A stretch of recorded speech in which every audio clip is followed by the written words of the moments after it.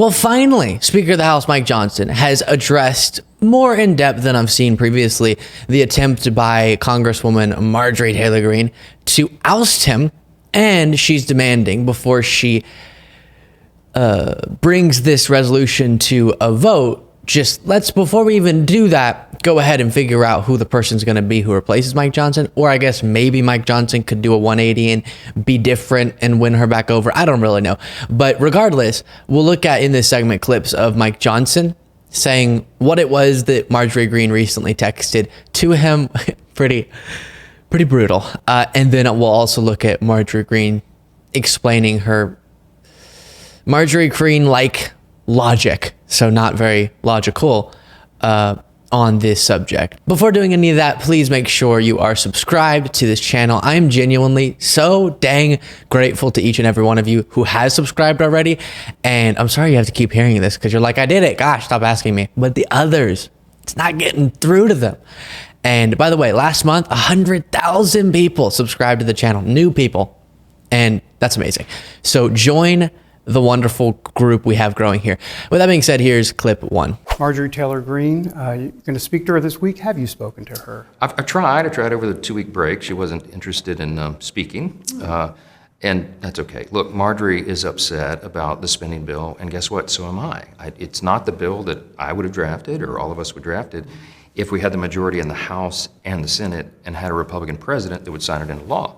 But instead, we have Democrats in those other 2 chambers, the Senate and, of course, the Oval Office. And so they know over here that we have a 1-vote margin, so I have virtually zero leverage to be able to negotiate and get a better package. So the alternative was binary. We either do that or we shut the government down. And our evaluation was exactly what the polls affirmed. If we shut the government down, it would be very painful for the American people. They would blame the Republicans and we would lose the House majority. So that was not a real choice that we had. Yeah. What about, as it relates to Marjorie Taylor Greene, real quick? So you've reached out, but she's not returning your calls or something along those lines? We exchanged text messages over the break multiple times and told her that I really would love to visit by phone or at her convenience. And she said she wasn't interested in that. So, okay. You know. Oh, eesh, ouch. The Republican Speaker of the House is told by Marjorie Greene, nah, I don't want to talk to you. And that's the respect he gets. Can you imagine? Now, why am I so delighted by all this? I know what you're thinking. Luke, tone it down a little bit, okay? This is real stuff. And it is. The chaos that's ensuing because of Republicans absolutely has real repercussions. Think about what could be happening right now. Real things could be getting done by the House of Representatives instead of this nonsense. So that's real. That impacts people's lives and matters a ton. In the meanwhile, while we understand Republicans aren't really going to be doing much, I think for our own sanity, it's acceptable to laugh at the fact that this party that has allowed itself to be consumed by this MAGA, doesn't care about policy, conspiratorial sort of movement is finally starting to understand just how annoying that is. When you allow the Marjories of the world to have this much power, it's not good. And the governance falls apart very quickly. And so the infighting, I guess, is what I'm joyful about because they're focused on this instead of fighting against politically Democrats. But at the end of the day, it is serious stuff. And then here is what Marjorie Taylor Greene had to say in response. Now, one conversation that she has not had yet is with the Speaker of the House himself, Mike Johnson. In fact, they were supposed to speak on Friday, but that didn't happen. And I asked Marjorie Taylor Greene, why not? And she said, well, because she wanted to have a town hall with her constituents first. That happened yesterday. She said she's ready to meet with them going forward. Are you worried about chaos in the middle of an election year? Well, of course I'm worried about chaos in an election year. Mike Johnson has put us into chaos.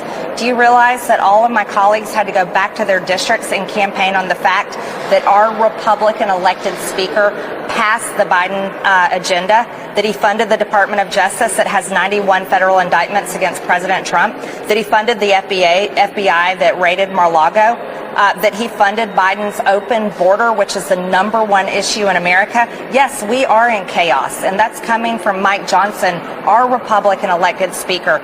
Am I concerned about a contentious, difficult 3.5 weeks electing a speaker? Absolutely. I was miserable during that time. All of us were.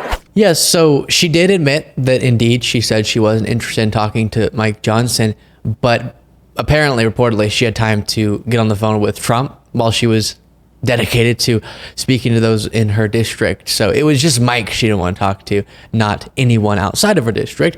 But then the second point she made there, I've said this before, but think about how crazy it is that openly she's broadcasting the fact that her aggravation with Mike Johnson, the first two things she lists has to do with her wanting Mike Johnson to enable an assault on law enforcement organizations, right? So the DOJ and FBI, she wants those to be defunded, defund the police, Marjorie Taylor Greene, because they dare to enforce the law when it comes to the dear leader, Donald Trump.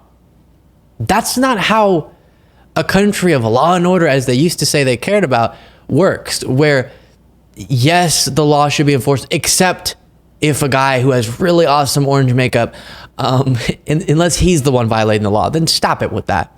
FBI, my goodness. And you can't execute lawful search warrants of people's houses that you got from a court lawfully through the correct process. And that's what we're seeing here. And so not only are we seeing on one end this unprecedented assault on our democracy, and Trump tried to end it last time he was president with him trying to block the peaceful transfer of power, as he's now being prosecuted for. And Marjorie Greene, we talked about yesterday, saying she wishes January 6th was successful, referring to the objecting to the electoral count and wishing that they had been successful in just not allowing Biden to become president. That clip of her saying, we can't allow for just the transfer of power peacefully, as Joe Biden wants it. And the Constitution wants it too, as I said yesterday. So you have that on one end. But we also can't ignore the fact that it just took Trump allegedly breaking the law, and thus the law being enforced, for Republicans to just throw in the garbage the idea of law and order, throw in the garbage the concept of no one being above the law, and want to attack and defund and use their positions of power to go after the very organizations that are daring to hold Trump accountable. Crazy stuff. That's an assault on our justice system. Again, all in service of one man. And then, by the way, I'm not even ridiculing this that much because a lot of people make this mistake, but she did say 91 federal indictments instead of felony counts. But then she also said that Mike Johnson is funding an open border, which, can somebody explain what the heck that means? Isn't the border being open, which it's not, but let's just go with that. The idea that that's happening, doesn't that mean that you aren't funding things? Like you're not funding law enforcement at the border and you're not funding security measures, and so it's open? How do you fund an open border? Showing people where to go, I don't know. But of course, Biden keeps proposing more investments to border security and border patrol. And as we already went over so many times, it was people like Marjorie Greene shooting down this bipartisan border deal. So love the fear mongering, don't love the problem solving. That about sums up MAGA. Then here's Mike Johnson at a press conference. I do have to say, he is being so respectful to Marjorie Greene, and then she's turning around being like, whoosh. With regard to Marjorie Taylor Greene, she's a colleague. I've always considered her a friend. Marjorie and I don't disagree, I don't think, on any matter of philosophy. We're both conservatives, but we do disagree sometimes on strategy and with regard to what we put on the floor and when and those things. Marjorie is frustrated by the last appropriations package, the spending bills, and you know what? So am I. I mean, here's the reality that we have to remind everybody, and you all know in the room because you're here every day, but some people back home don't realize, we have the smallest majority in U.S. history. We've got a one-vote margin right now. This is an historic moment. There's never been anything like this, and at the same time, we, Republicans, only have that majority in one house. We don't have it in the Senate, obviously, where Chuck Schumer and the Democrats are in charge, and we obviously don't have the White House right now. That's a Democrat there, too. So there, as he did in the interview clip that we watched, he's just sort of explaining basic governance to Marjorie Greene. Okay, Marjorie, if your party only has a majority in one chamber of Congress and doesn't have control of the White House, and only has a one-person majority, then you probably can't get every single thing that you want to get. And I'll remind you that this issue, a lot of times when these chaotic moments explode, the talking point out there, especially from sort of your I'm above everything, above the fray, enlightened centrist sort of peeps, which love to you. I would just encourage you to reconsider a little bit. The talking point is popular of, see, Congress doesn't work. See, now things are so divided and broken and both sides are so messed up that now things just don't get done. When Democrats had the majority in the House and Senate, and of course Biden's still in the White House the first 2 years of his presidency, we saw a bunch of major bipartisan pieces of legislation, not to mention the Democratic piece of legislation that only had Democratic support. But let's just set that aside. A bunch of the major achievements under Joe Biden during his first 2 years were bipartisan. The gun safety bill, bipartisan. The PACT Act, bipartisan. The Chips and Science Act, the infrastructure law. We talk about those constantly. These are major pieces of legislation and major to the achievements that we'd give credit to Biden for, and they're bipartisan.